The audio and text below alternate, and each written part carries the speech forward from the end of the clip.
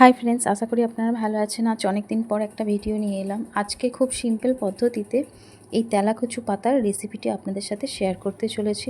স্বাস্থ্যের পক্ষে খুবই ভালো উপকারী একটি জিনিস। তো প্রথমেই এখানে আমি তেলাকুচু পাতা নিয়ে নিয়েছি, আর এই পাতাগুলো খুবই নরম আর সতেজ নিতে হবে। দেখুন, এখানে আমি তেলাকুচু পাতাটা কেটে নিয়েছি, কেটে পরিষ্কার করে আমি ধুয়েও নিয়েছি। এই তেলাকুচু পাতা কিন্তু পাকা পাতা নিলে হবে না, এই ডাঁটিগুলো কিন্তু কাটি কাটি ভাব থাকে, সেজন্য মুখে দিলে কিন্তু বাজে লাগে খেতে একটা। তো সেই জন্য সবসময় নরম কচি একদম তেলাকুচু পাতা নিতে হবে। আর এখানে আমি বড় বড় সাইজের আলু কেটে নিয়েছি, আর আদা রসুন জিরে নিয়েছি। তো চলুন এবার রান্না শুরু করি। প্রথমেই কড়াতে আমি সর্ষের তেল দিয়ে দিলাম। এখানে আমি তেলের মধ্যে কয়েকটা মসুর ডালের বড়ি দিয়ে দিলাম। বড়িগুলো একটু আমি হালকা করে ভেজে নেব। তো এখানে বড়িগুলো আমি ভেজে নিয়েছি, এবার বড়িগুলো একটু তুলে নেব। বড়িগুলো তুলে নেওয়ার পর আমি এখানে ডুমো ডুমো করে কেটে রাখা আলুটা তেলের মধ্যে দিয়ে দিলাম, আর পেঁয়াজ দিয়ে দিলাম। একটু আলু আর পেঁয়াজটা একটু ভেজে নেব।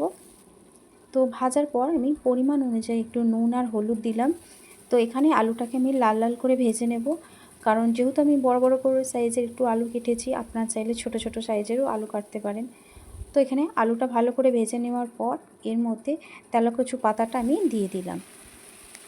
এবার আলুর সাথে তেলাকুচু পাতাটা বেশ ভালো করে মিশিয়ে নেব।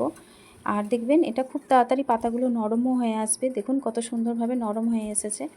এরপর বেটে রাখা আদা রসুন বাটা, জিরে বাটাটা দিয়ে দিলাম, দিয়ে ভালো করে একটু কষিয়ে নেব।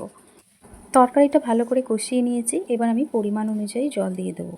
এখানে এখনও পর্যন্ত কিন্তু আমি কোনো রকম লঙ্কার গুঁড়ো দিইনি, তবে আমি এই তরকারিটা কাঁচা লঙ্কা দিয়ে করব বলেই তো এখানে আমি কিছুটা কাঁচা লঙ্কা দিয়ে দিলাম।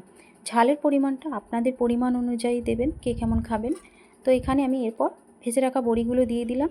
এরপর একটা ঢাকনা দিয়ে আমি ঢেকে দেবো কিছুক্ষণের জন্য। তো কিছুক্ষণ পর ফিরে এলাম, দেখুন তরকারিটা রেডি হয়ে এসেছে। আলুগুলো কিন্তু খুব সুন্দরভাবে নরম হয়ে এসেছে। আপনারা চাইলে এভাবে একটু ঝোলঝোল নামাতে পারেন, কিন্তু আমি এখানে তরকারিটা একটু শুকনো শুকনো নামাবো, তো এভাবেই আমি শুকনো করে নিয়েছি।